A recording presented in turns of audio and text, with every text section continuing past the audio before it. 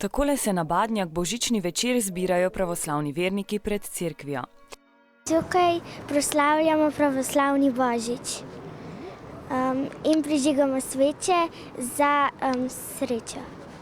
Na Badnji večer, dan pred božičem, se vernikom razdeli badnjak. Hrastovo veje in slama po njihovem verovanju predstavljata prostor, v katerem je bil Jezus rojen. Imamo ga doma kot simbol in ga doma zakurimo. Verniki pravoslavne cerkve božič praznujejo pozneje kot večina kristjanov. Še vedno upoštevajo julijanski koledar Gaja Julija Cezarja, saj v 16. stoletju niso sprejeli novega, ki ga je uvedel papež Gregor XIII. Podobno kot kristjani pa pravoslavci pred božičem še vedno ohranjajo post, ki traja kar 6 tednov. Po njem sledi bogato kosilo.